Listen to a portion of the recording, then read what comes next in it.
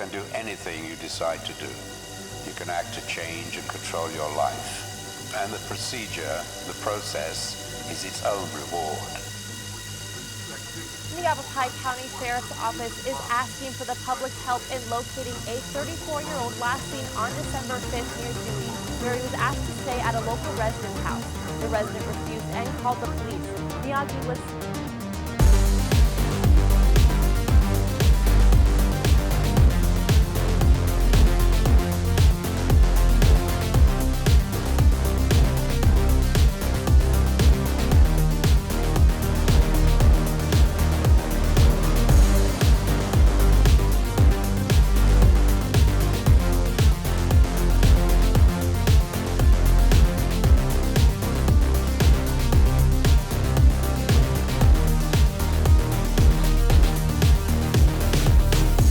Back, we did a season 3. Usually you're pretty good at saying what I should be saying. That was not it, you know? Here we go. Like, do I look more buff on camera? Look at that fucking divot right there. All right, right here. Hey guys, welcome back. It's been a while. Hope you guys are doing well. Hope you guys had a good summer. Decided to wait till fall to get started on season 3. Okay, today we're gonna make chili oil. For those of you who don't know, I have sold chili oil on Instagram for almost 2 years now. I started it during COVID. I think everyone was kind of like looking for ways to make a little bit of extra money while a bunch of us couldn't work. Before I sold it, I had worked on this recipe for probably like 5 years, to be honest. I was always obsessed with chili oil. I would go to a Vietnamese restaurant or a Chinese restaurant and think like, this chili oil is great. It's like one of my favorite condiments, but it can be more flavorful. So I just like slowly over time developed this chili oil. And for like years now, I've always had a big batch of it on hand. When COVID started, I was like, yeah, like I'm just gonna make 10 cans and sell it. And you know, it's like dry ingredients, so it doesn't go bad. And if it doesn't sell, I'll just eat it all, no biggie. It did really well. It like sold out immediately, and then I made a couple more batches and they were going really quick. And it was like my own little successful business. I sold all these people chili oil, and then they were like, what do I do with it? So I was like, oh, you know what? I'll just film a recipe and put it on my Instagram. So I filmed this recipe, put it on my Instagram. I did that and realized like the response was really good, and so many people made the food that I was like, shit, maybe I should like make a couple more videos. And then I kind of like just ditched the chili oil being a part of the videos, and that's like how the YouTube started. So this is a pretty like personal video to me. I mean, chili oil is like one of my favorite things in the world. This was like my business, and the whole time that I was selling it, I always thought like, I don't really care to make money off this. When I was selling a lot of chili oil, I always thought like, I should just post the recipe. I should just like write the recipe and post it online for free. Everyone who was around me at the time was like, this is your business, for sure don't do that. Yeah, the time has come. I'm finally like, you know what, fuck it. I'm just gonna like give the recipe away for free. I want to share this with people, and for the people that bought it and are super addicted to it and still hit me up asking for chili oil, here it is, you can make it. So all the ingredients you're gonna need for this are a neutral oil such as canola, sunflower, avocado oil, sesame oil, onion, ginger, star anise, cinnamon, Szechuan peppercorn, peanuts, dried chilies. It's a really easy process. It just takes a long time to really develop the flavor. I would say like, if you're gonna make this, don't rush it. Make it not really with the intention of eating it that day. I already pre-measured out my oil. This is a liter of oil. 750 milliliters is the neutral oil, which I'm using sunflower oil today. And then 250 milliliters is sesame oil. Sesame oil is pretty strong, so you don't wanna use all sesame oil, but I love the flavor, and it goes really well with our seasonings. Then we're gonna get in our dried spices. A whole piece of cinnamon. I have Szechuan peppercorns. I'm gonna do about a tablespoon of that. That's about right. And then star anise. I'll probably put, depending on the size of these, a lot of times they come broken. So I'll do like between 7 and 8 if they're whole ones, but you can see like this one's a little bit broken. So I'll count that as like 1.5, 2.5, 3.5, 4.5. And then we're gonna put in our fresh ingredients, which is just some ginger. The ginger, I try and slice whichever way it's the longest into strips, just so that I get like big exposed areas from both sides, so that like all that juice from the ginger will cook into the oil and the oil can get in.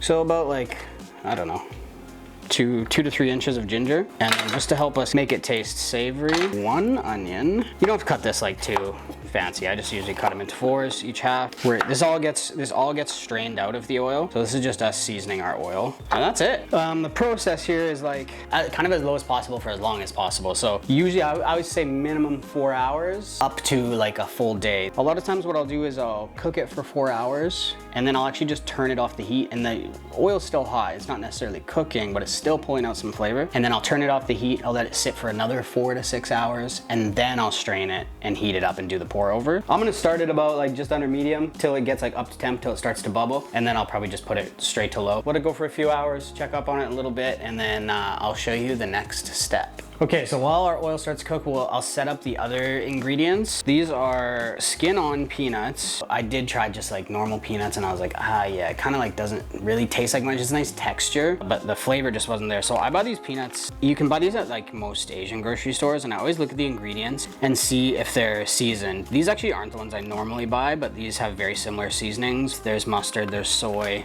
Yeah, they're like salty and good. And I really like the skin on. I don't know why, but when you put the skin on ones, it just like, it makes a difference. I don't know why, just what I do, it tastes good.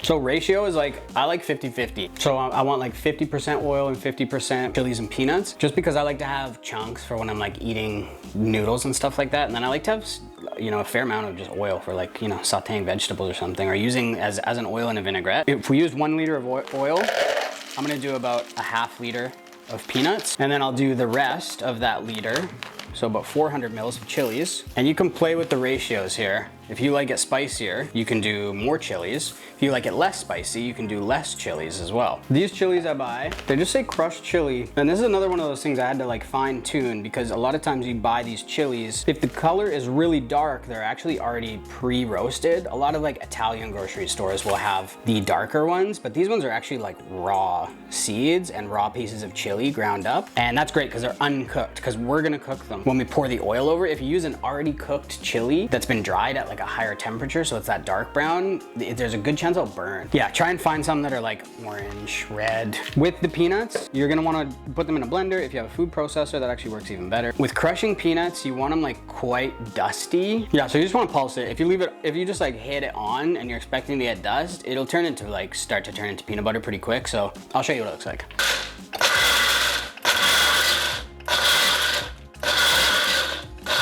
Perfect. That's exactly what we want. Szechuan peppercorn's pretty cool. It's like, it tastes peppery like a peppercorn, but it also has this like kind of acidic quality, and it numbs your mouth. I don't put a ton in here so that you actually get the numbing, but I just really like the like seasoning of it. So there's some whole ones in the oil, and then this is actually just ground Szechuan peppercorn. And I'm gonna put like about a teaspoon or so in here. That's it. That's like literally the whole prep for chili oil. I mean, I don't know about where you guys live, but here the oil prices are fucking crazy right now. So it's not cheap, but it's like kind of worth all the time and money, because it lasts like if I make a batch like this, I get it for like 2 to 3 months, and it doesn't go bad. And it's like, I literally eat it on everything. Still like crave it so often. Like I'll be eating good food and shit at work, and I'll just be like, I just want to go home and eat chili oil noodles, you know? We've even tasted other people's that are for sale in Vancouver, and no disrespect, but this one's better. When it's done, we'll turn the camera back on.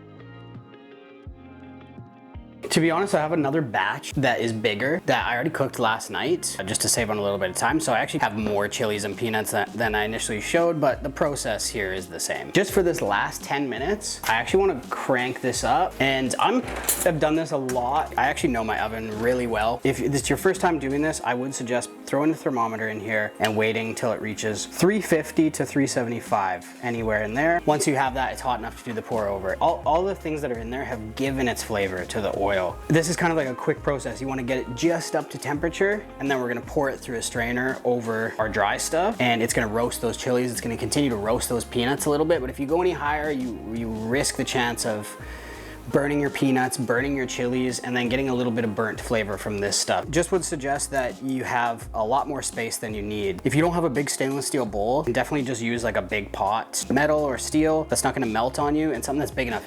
As soon as you pour it over, it's gonna bubble quite a bit. You just want it deep enough that when those bubbles come up, it's not gonna spill over the top and drip on your toes and burn you. All right, we're about to do the pour over. This is the scariest part. You want a big towel. This is gonna be hot. I'm just gonna be honest here. I did drop the metal thing from the thermometer in there. That's okay, it's metal. It's not gonna melt, you know?